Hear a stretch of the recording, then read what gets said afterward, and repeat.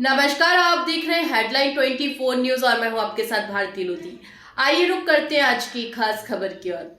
मध्य प्रदेश भोपाल में लैब टेक्नोलॉजिस्टों का तृतीय राष्ट्रीय अधिवेशन का आयोजन किया गया, जिसका नेतृत्व एमएल टावा एमपी ने किया, जिसमें देश के अन्य राज्यों के प्रतिनिधि मंडल उत्तर प्रदेश, महाराष्ट्र, गुजरात, बिहार, तमिलनाडु, हरियाणा, दिल्ली सभी शामिल हुए। एमएल टावा एमपी के प्रदेश अध्यक्ष विनोद कुमार वर्मा ने बताया कि इस आयोजन के मुख्य अतिथि राज्य स्वास्थ्य मंत्री नरेश शिवाजी पटेल अपना बहुमूल्य समय देकर टेक्नोलॉजिस्टों के बीच पधारे और टेक्नोलॉजिस्टों के समस्याओं के बारे में अवगत हुए। माननीय मंत्री को टेक्नोलॉजिस्टों ने बताया कि भारत सरकार के राज्य पत्र 2018 को लागू करने से प्रदेश के लाखों टेक्नोलॉजिस्ट बेरोजगार होने से बच जाएंगे और सभी को रोजगार का अवसर प्रदान होगा। इस विषय में मंत्री ने आश्वासन दिया कि हमारी सरकार स्वरोजगार देती है और मैं हर संभव प्रयास करूंगा कि प्रदेश के किसी भी टेक्नोलॉजिस्ट को बेरोजगार नहीं होने दिया जाएगा। एमएल टावा के प्रदेश महासचिव कमलेश राठौर ने बताया कि इतने बड़े आयोजन में प्रदेश और देश के सभी टेक्नोलॉजिस्टों का सहयोग रहा, जिसमें जिला के पदाधिकारी का भी बहुत बड़ा सहयोग था, जिसमें पवन कुमार वर्मा, दीपक शर्मा, मोहन सनोडिया, जगदीश दांगी, दीपक श्रीवास्तव, राकेश अहिरवाल, दिनेश मालवीय, दीपक जाटव, आशीष बरोड़े और जेएफएमएलटी इंडिया के राष्ट्रीय प्रेसिडेंट मनोज कुमार यादव और राष्ट्रीय महासचिव संतोष कुमार यादव और प्रदेश के हर टेक्नोलॉजिस्टों का सहयोग बहुत महत्वपूर्ण रहा। लैब टेक्नीशियनों का एक बड़ा कार्यक्रम आयोजित हुआ, कुछ मांगे भी हैं, क्या प्रमुख? मेडिकल साइंस, मेडिकल लैबोरेटरीज की बहुत महत्वपूर्ण भूमिका है। हमारे यशस्वी प्रधानमंत्री नरेंद्र मोदी की मेडिकल साइंस की निश्चित रूप से चाहे कोरोना काल हो चाहे उसके आगे पीछे हो, लैब टेक्नीशियन से महत्वपूर्ण भूमिका हमारे प्रदेश के देश के डॉक्टरों को स्वस्थ रखने में निभाई थी।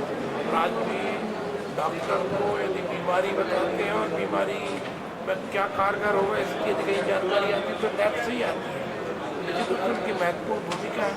उस महत्वपूर्ण भूमिका के निर्वाह करके यदि वो हमारे प्रदेश के देश के नागरिकों को स्वस्थ रखते हैं, जन कल्याणकारी शासन होने के नाते हमारा भी दायित्व है कि ऐसे लैब टेक्नीशियन और लैब टेक्नोलॉजिस्ट की जो भी मांगे हैं उन पर पूरी सहानुभूति के साथ में यथासंभव यथाशीघ्र पूर्ण करने की कोशिश करेंगे। मध्य प्रदेश भोपाल का स्टेट प्रेसिडेंट हूँ। आज हमारा तृतीय राष्ट्रीय महाधिवेशन है, जिसमें पूरे प्रदेश से और दूसरे प्रदेशों से लोग आए हुए हैं। और ये अधिवेशन हमने लैब टेक्नोलॉजिस्ट की जागरूकता के लिए रखा गया था, क्योंकि हम वही लैब टेक्नोलॉजिस्ट हैं जो ग्रामीण क्षेत्रों में, सुदूर इलाकों में अपने लैब संचालित करते हैं। और ये लैब में जो जब ज़रूरत पड़ती है, जब शुरुआत में जब डॉक्टर्स को ज़रूरत पड़ती है कि कोई मरीज़ बीमार हो जाता है, तो सबसे पहले टेस्ट की ज़रूरत पड़ती है और उस टेस्ट के लिए हम लोग वहाँ पर अवेलेबल होते हैं, जिससे उसका प्राइमरी ट्रीटमेंट हो जाए। एग्जाम्पल के तौर पे जब किसी गर्भवती महिला को या कोई एक्सीडेंटल केस होता है, तो जो डॉक्टर को प्राइमरी टेस्टों की ज़रूरत पड़ती है, वो टेस्ट लगाने के लिए हम हर समय अवेलेबल रहते हैं। रात हो या दिन हो, हम हमेशा अपनी सेवाएँ सतत रूप से लोगों को देते हैं।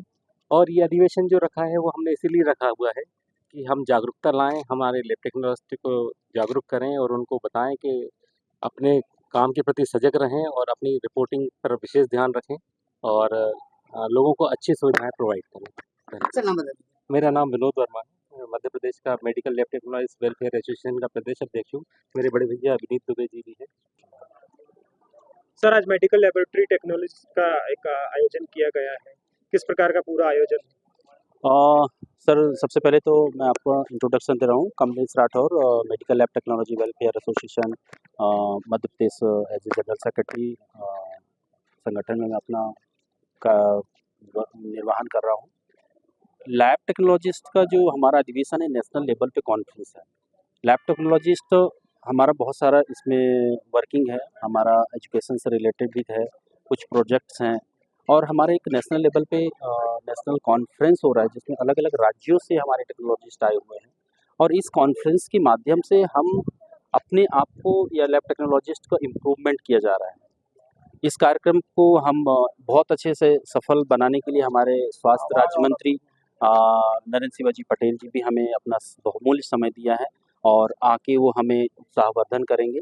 तो हमारे प्रदेश और देश के अलग अलग राज्यों से टेक्नोलॉजिस्ट आए हैं और ये हमारा कॉन्फ्रेंस बहुत ही इम्पोर्टेंट और बहुत अहम है।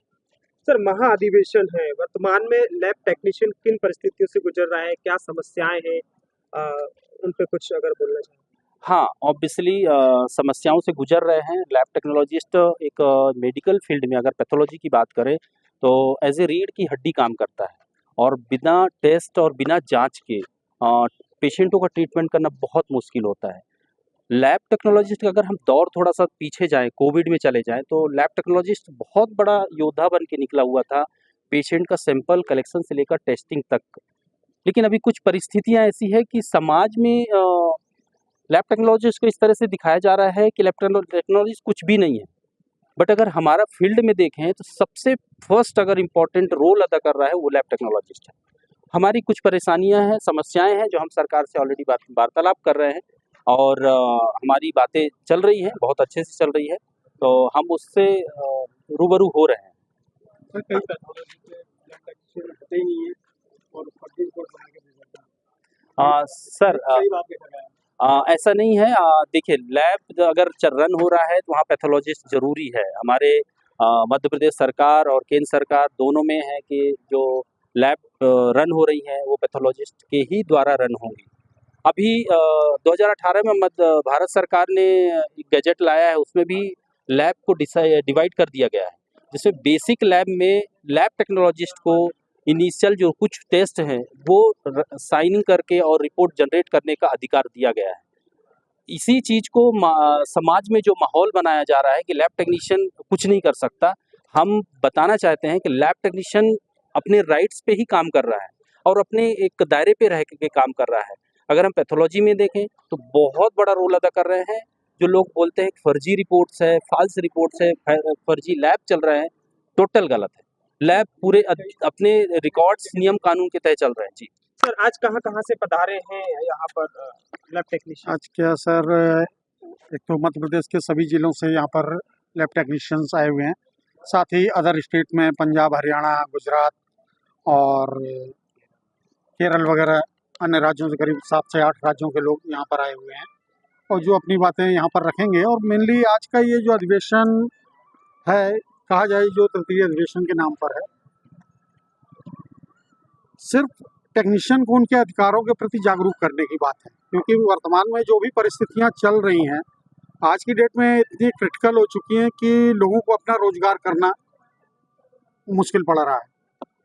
2003 यदि अपन काफ़ी पीछे जाएं कि ये जो प्रॉब्लम क्रिएट हुई 2003 के बाद से हुई थी, एक कमला पटेल प्रकरण हुआ था जो शायद आप लोगों को भी जानकारी में होगा।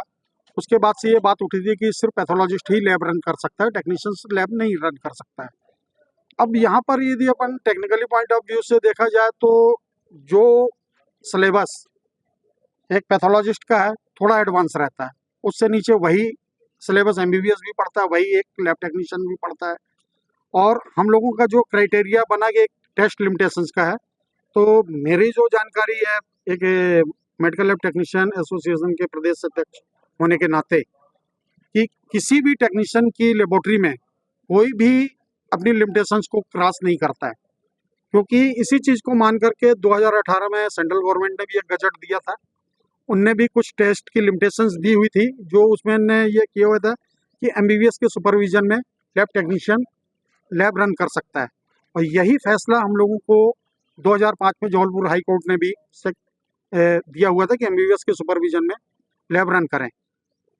गवर्नमेंट के जितने भी नॉर्म्स होते हैं, सीएमएचओ कार्यालय में रजिस्ट्रेशन, पैरामेडिकल काउंसिल में रजिस्ट्रेशन, पॉल्यूशन बोर्ड वगैरह के रजिस्ट्रेशन, इन सब चीज़ों को फॉलो करते हुए हम लोग लैब रन कर रहे हैं। अब कुछ नए नियम सरकार फिर हम लोगों पर थोपना चाहती है, चूंकि लैब टेक्नीशियन की संख्या इतनी ज़्यादा है पूरे प्रदेश में, आज की डेट में 75 से 80 हज़ार से ऊपर लैब टेक्नीशियंस हैं। और यदि अपन गवर्नमेंट की बात मान करके देखें पैथोलॉजिस्ट की, आई थिंक 1000-1200 से ऊपर पैथोलॉजिस्ट नहीं है। आप ग्रामीण एरिया देख लीजिए, जहाँ पर आई थिंक एक भी पैथोलॉजिस्ट आपको नहीं मिलेगा। तो यदि अपन गवर्नमेंट के उस रूल्स पर लेकर के चलें तो क्या वहाँ के लोगों की जांचें नहीं होंगी? क्या वहाँ के लोग बिना जांचों के लिए हो जाएंगे? तो हमारी सरकार से सिर्फ एक विनम्र निवेदन यही है कि एक लिमिटेड टेस्ट की परमिशन तो कम से कम हम लोगों को प्रदान की जाए, ताकि ग्रामीण सुदूर क्षेत्रों में जा करके हम जनता के लिए अपनी सेवाएं दे सकें। और हम लोगों पर नज़र रखने के लिए CMHO कार्यालय में रजिस्ट्रेशन है, गवर्नमेंट के अंडर में ही हम लोग काम कर रहे हैं। हम लोगों उनके आदेश की अवहेलना बिल्कुल भी नहीं कर रहे हैं।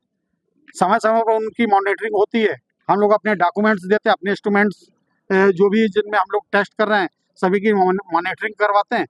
तो सिर्फ यदि आप लोग हैं और हम आप लोगों के माध्यम से ये आवाज़ सरकार तक पहुंचाना चाहते हैं कि कम से कम प्रदेश के हजारों लाखों टेक्नीशियंस को आप बेरोजगार होने से रोकें। फिलहाल के लिए इस खास खबर में इतना ही। देश विदेश की तमाम बड़ी खबरों को जानने के लिए देखते रहें हेडलाइन 24 न्यूज। नमस्कार।